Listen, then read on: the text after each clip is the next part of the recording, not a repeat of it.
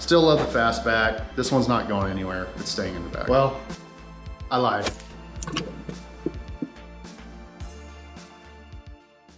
Let me introduce you to my new Bettinardi Queen Bee number 6. Now I did the putter fitting. I did a whole video on it. It's a long, weird video, but if you care to watch it, give it a click, see how it all looked and how this kind of came about. After the fitting, I couldn't get it off my mind. I wanted the new putter. I spoke to my better half about it, and she was kind enough to gift me an early birthday present this year. So we got this one on order from Club Champion. It is exactly in my spec. It's just absolutely gorgeous. I can't wait to get this out on the course and hopefully see how it performs and lower my scores. You get a nice leather head cover here. It has the Queen Bee stitching all around with also the logo kind of inset here on the side. Then on the opposite side, we have the Bettinardi logo. Good inside Velcro enclosure, feels real nice, protects the putter really, really well. But obviously on the inside, we have the crown jewel right here. The milling on this is absolutely gorgeous. Just really, the copper finish stands out a whole lot.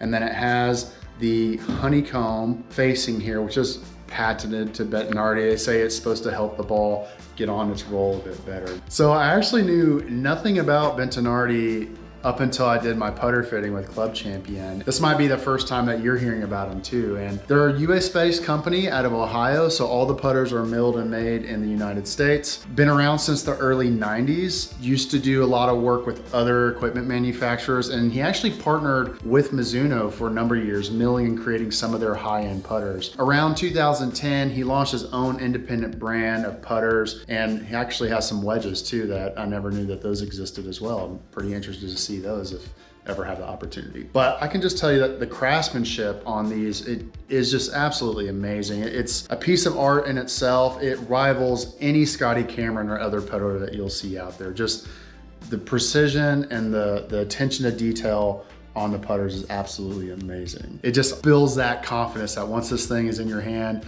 you're gonna roll a good ball, you're gonna make a good putt. So what's the difference between this putter and how is this one supposed to help me more as compared to my Scotty Cameron that I was using previously? They're both kind of mallet type putters, bladed mallet milled. Both have a little bit of weight to them. The big difference between the two of these is two things. So first off, it's the toe hang. Bettinardi has a very slight toe hang. They list it as 12 degrees on the website, but it's basically face balanced. Face is almost perfectly balanced with a very slight toe hang on the side. With my putting stroke and what the Sam Putt Lab results gave back to me, this should help me maintain that line and get the ball rolling on the same line more consistently. Whereas we compare that with my Scotty Cameron putter, it has a more drastic toe hang, about a 45-degree angle. Still was able to roll relatively straight on line, but I had a tendency to not get it quite on the same line as before, and I needed a more faced balanced putter. So that's difference number one. The second one is the loft was adjusted on the Bettinardi to support my putting stroke. This one has a 4-degree loft. Putters do have loft to them because you need to launch the ball out of that small depression of the green of where the grass is holding the ball on the putting surface,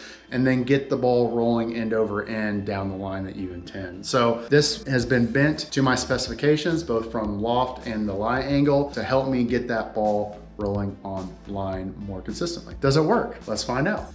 So what makes you a consistent and confident putter? My determination and my patent pending matrix is the I roll hot fire tetrahedron. Bear with me. You need to be confident. You need to start the ball on the correct line that you intend, and then you need to be able to control your pace of your putt. And when you have all those working together, then you can roll some hot fire along the way. If you have one of them, or maybe two of them, there might be a little smoke, but you need all three of those to really start rolling that rock well and start dropping putts. So that's what we need to work on. If we want to get better, if we want to become S-tier putter, we need to practice, and that's what we're going to do. But first, we need to run to the store, and we're going to get a tool that's going to help us do that.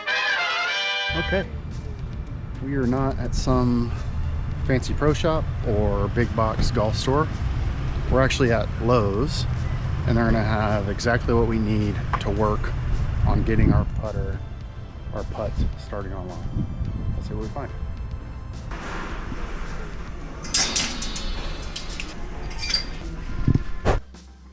Okay, so we're back from Lowe's and we got ourselves a 4-foot metal ruler. Very cheap, I think it was $12 after taxes. And we're gonna use this to help us get our ball on the correct line. Now, I'm not taking credit for this drill. I think I first saw it on Golf Sidekick's channel, so shout out to him or whoever came up with this. The important thing is here is if you're gonna get one, make sure you get the one that has the nail hole because that's where we're gonna put the ball. So let me show you how it works. So first you wanna find yourself a nice level surface. You're gonna put the ruler down on the ground and then from there, you just put the ball in that small nail hole and then you're ready to go. There's 2 things you can work on right here. So first, you can make sure that you're setting the putter face square to the ball. And you can use the back end of the ruler, the small edge, to make sure that you're squaring up that putter real nice and straight with the ball. And now from here, all we're looking to do is just hit that ball all the way to the end of the ruler. There we go, first try on that one. So that was good. We had started on the line we wanted, it went all the way down the end of the ruler. Good thing about this little drill is it'll give you that feedback. If you pull or push the ball, obviously it's gonna roll off the ruler so you can know that you didn't put a good stroke on it. So that's commitment number 1 of the I Roll Hot Fire Tetrahedron. We're gonna spend 10 to 15 minutes a day down here working on our line. Let's see if we can do all 5. 2, 3, 4, that one a little off the edge there towards the end. 4.